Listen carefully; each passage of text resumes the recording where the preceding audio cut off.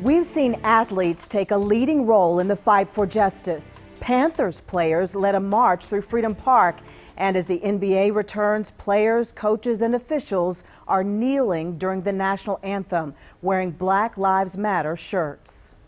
The microaggressions minorities face every day is evident in sports in the way that black athletes and white athletes are described. Phil Orban talked to a UNC grad about how this form of racism can also cause the most harm. While there's still pervasive forms of overt racism that are going on, I think that the most pervasive and honestly the most detrimental and damaging is microaggressive racism. Jake Lawler graduated from UNC this past spring.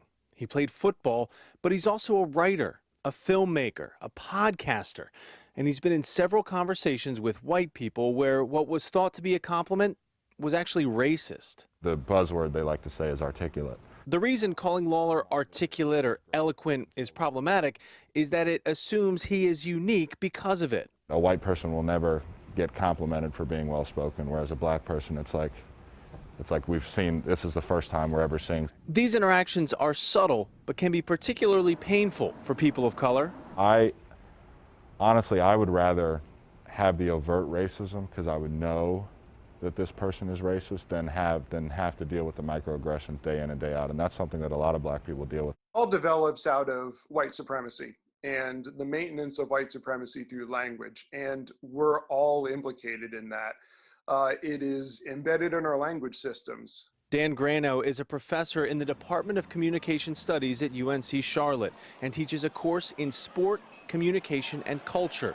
He told me this type of microaggressive language feels embedded in sports, and particularly the NFL. Compliment that we hear a lot in sports, for example, is the compliment about natural or quote-unquote freakish athleticism.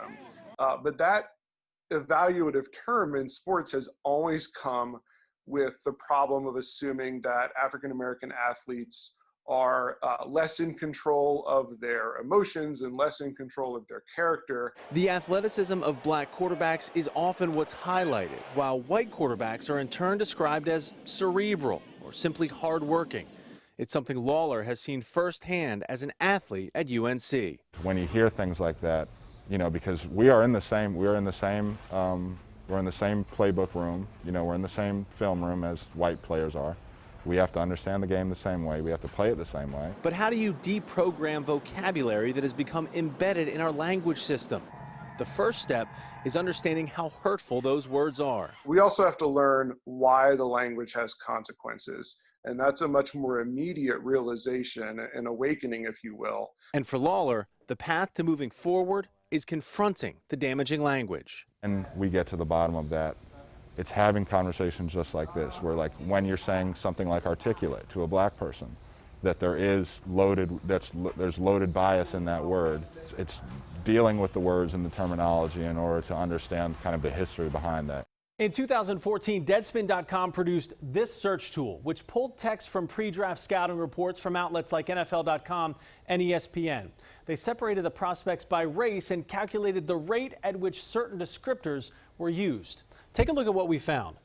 We start with leader. That appeared twice as often per 10,000 words when it was used to describe white players. What about the word intelligent? That appears nearly 4 times as often when used to describe white players.